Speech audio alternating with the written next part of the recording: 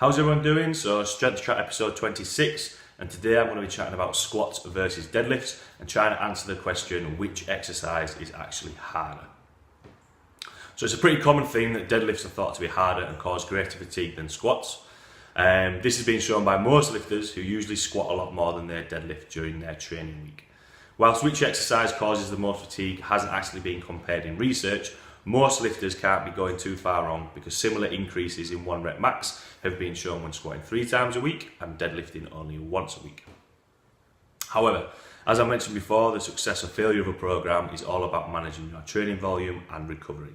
If we know out of squats and deadlift which causes the most fatigue, we can plan a more effective training week to get the best out of your lifts. So last year, 2017, Barnes and a few of his colleagues actually looked into this. So they tried to answer the question, what is harder, squats or deadlifts?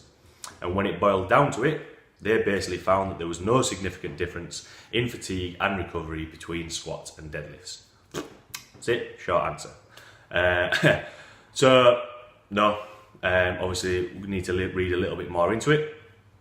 So it should be noted that this was only over short term. So this study was only carried out over 4 weeks. And they alternated which lift was trained more often each week. So week 1, squats might have been trained more than deadlift. Week 2, deadlift might have been trained more than squat.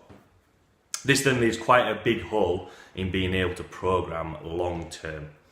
In my opinion, the results from the study make sense. Short term, new stimulus, your body is still figuring out how you're coping with training. It's still something new, okay?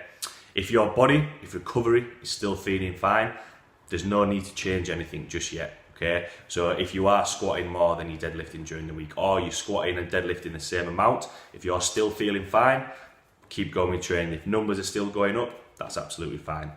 In one of the previous episodes, Mike Teixeira actually spoke about this when I chatted to him on one of the other episodes. About, you know, if things keep going well, keep sticking with that system. If anything starts to change or numbers start going down, then that's when you need to look for an alternative.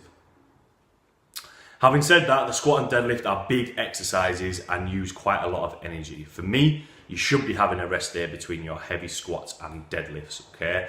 So if you've worked up to an RPE 9 for a set of 3, you need to rest the next day. I know for me, if I do a heavy set of squats and then the next day I come in and try and do a heavy set of deadlifts, there's no way I'm going to be able to lift as much as what I should or as much as I want to lift. It doesn't make sense to lift heavy all the time. I know for me, for my program, I have 2 heavy sessions of the standard variation of competition back squat and competition deadlift, and then I have 2 variations of a squat or a deadlift. So recently, before I competed over the weekend, I had pause squats and I had pause deadlifts, or it could be a block pull, or it could be a front squat, something like that.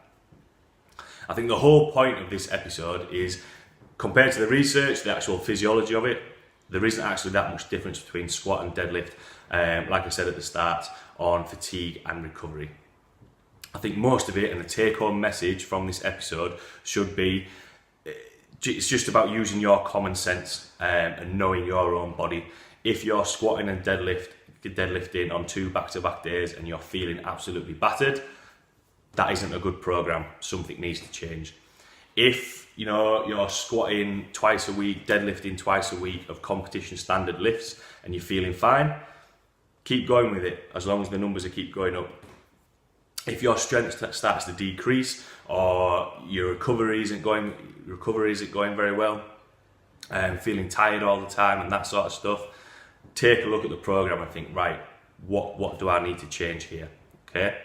If you've got any questions on the current training that you're doing, or if you're interested in getting involved in training with me, drop me a message below. Any questions on this topic, drop me a message below, and I'll try and get back to you as fast as I can, try and answer any questions that you've got. Thanks very much, and I'll see you next week.